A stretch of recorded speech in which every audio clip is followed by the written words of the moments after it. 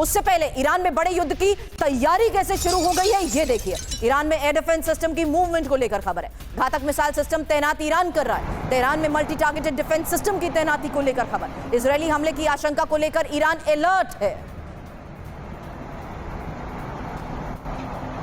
दीपक Vora sir, ये movement और Iran का मजबूती का ये दावा, आज के इस हालात में क्या वाकई ईरान इतना मजबूत हो चुका है कि एक फुल स्केल वॉर के तहत वो तैयारी कर चुका है अमेरिका के सामने खड़े होने की? बहुत बहुत धन्यवाद बेटा। बहुत कुछ सीखता हूँ आप लोगों से, आपके चैनल पर। अभी तो हमारे जनरल साहिबान ने भी जो कहा है बड़े ध्यान से मैं सुन रहा था। जहां तक ईरान की बात है, वो तो पिट चुका है। उसकी पहले पिटाई की थी अमेरिका और इजराइल ने मिलकर, आपको याद होगा। कई ठिकानों पर उन्होंने बॉम्बिंग की थी, कुछ न्यूक्लियर एरियाज थे वहां पर बॉम्ब फेंके थे। तो कहते हैं कि अंग्रेजी में कहावत है, burn child dreads the fire. अगर एक बच्चे को कभी आग से नुकसान हो तो फिर वो आग के पास नहीं जाता।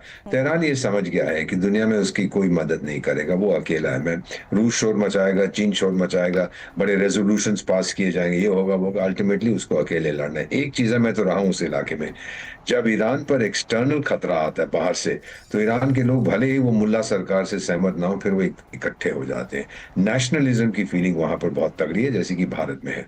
जब कोई भी खतरा होता है, अपने इंटरनल डिफरेंसेस को भूल के वो इकट्ठे हो जाते हैं। तो मेरा मानना है इस समय जो ईरान कर रहा है, एक तो वो शक्ति प्रदर्शन कर रहा है कि इजराइल में अब वो दम नहीं है कि दोबारा मुझ पर हमला कर सके। एक बार किया था, मैंने ड्रोन भेजा था, कुछ लोग मर गए थे इजराइल में, फिर उन्होंने बहुत बड़ा हमला मुझ पर किया। दूसरा, अमेरिका को भी संदेश दे रहा है कि अगर तूने आना है आजा, मैं निपट लूंगा आपके साथ। और ये अपने लोगों को आश्वासन दिला रहा है कि अब ईरान के पास इतनी ताकत है कि वो डट के मुकाबला करेगा। तो आप लोग पूरी तरह से मुल्ला सरकार का समर्थन करें। ये बड़ा पावरफुल मैसेज है और ये मैसेज उनके लोगों पर जा रहा है। आप देखेंगे एक दो दिन के अंदर वहां डेमोन्स्ट्रेशन शुरू हो जाएंगी अमेरिकी दूतावास के बाद, हाय हाय हाय हाय हाय, और बोलेंगे लड़ो ईरान, लड़ो ईरान, ये सब शुरू हो जाएगा। फिर वो मुल्ले बोलेंगे देखो जी इतना प्रेशर है हमारे पास, अब हमें कुछ ना कुछ करना पड़ेगा। ये मैं पहले, मुझे 52 साल कूटनीति में हो गए, मैंने कई बार देखा। पहले प्रेशर खुद जनरेट करो और फिर बोलो जी मैं तो रिस्पॉन्ड कर रहा हूं उस प्रेशर को।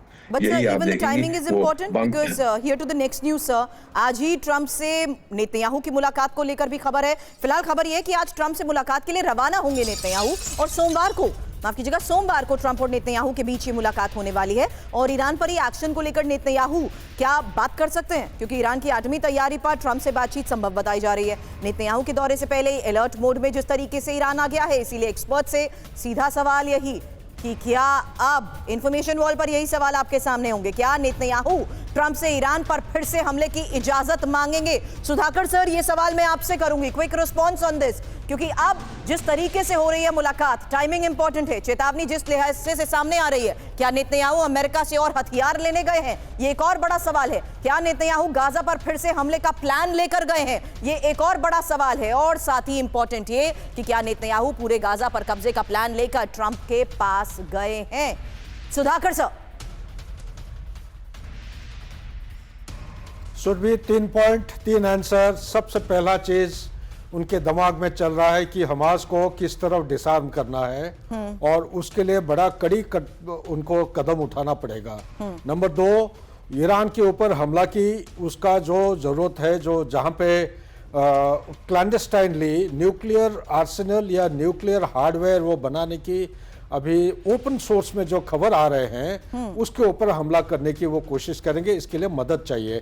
नंबर 3 पॉइंट में ये कहना चाहता हूं, पैलेस्टीनियंस को जो फोर्सिबली ये रिलोकेट कर रहे हैं, मिसाल के तौर पे साउथ अफ्रीका में 3 ड्राफ्ट ऑलरेडी जा चुके हैं, 150, 250 और उससे नफरी ज्यादा है, अक्टूबर, नवंबर, दिसंबर तीनों टाइम में।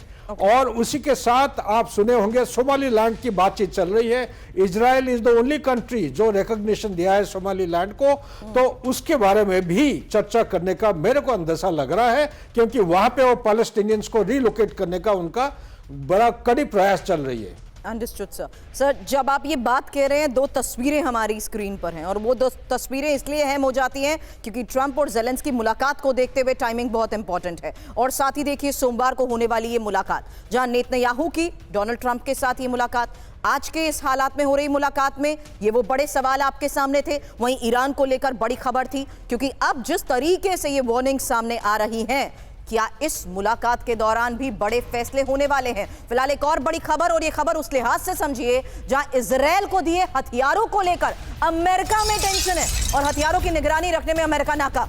पेंटागन की इस रिपोर्ट में एक बड़ा दावा किया गया है कि सिर्फ 44% हथियारों का ही रिकॉर्ड मिला है। कम निगरानी से दुश्मन के हाथों में तकनीक जाने का खतरा, इस रिपोर्ट में इसको लेकर चिंता जाहिर की गई है। फिलहाल इजरायल में अमेरिकी हथियारों का हिसाब नहीं। रिपोर्ट क्या कहती है? इजरायल को दिए हथियारों की निगरानी में नाकाम है अमेरिका। रिपोर्ट ये कहती है कि इजरायल को दिए गए सिर्फ 44% हथियारों का ही रिकॉर्ड है और साथ ही 4 मिलियन हथियारों की 42 खेपों का पता ही नहीं। अब पेंटागन महानिरीक्षक की रिपोर्ट में इसको लेकर बड़े दावे किए गए हैं कि कम निगरानी से ही दुश्मन के हाथों में अमेरिकी तकनीक जाने का खतरा बढ़ चुका है और 7 अक्टूबर 2023 के बाद इजरायल को अमेरिका से $13.4 अरब की सैन्य मदद मिली थी।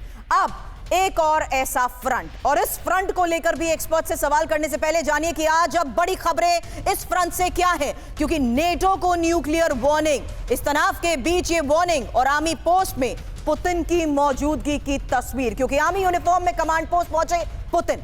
खत्म नहीं होगी जंग। फिलहाल ये एक बहुत बड़ी खबर है, इसकी तस्वीर अब से थोड़ी देर में आपके सामने रखेंगे। नेटो के फाइटर जेट्स ने उड़ान भरी है। रूस से जंग की तैयारी को लेकर खबर क्या है? वहीं ब्रिटेन और यूरोप को परमाणु हमले की चेतावनी किसने दी है? अब ट्रंप और ज़ेलेंस्की मुलाकात से पहले यूक्रेन पर बड़ा हमला, जहां यूक्रेन की पोर्ट सिटी ओडेसा पर विध्वंसक अटैक की ये तस्वीर देखिए, क्योंकि ओडेसा के पावर प्लांट में भीषण धमाके को लेकर खबर है। रेलवे इंफ्रास्ट्रक्चर पर हमले की खबर है।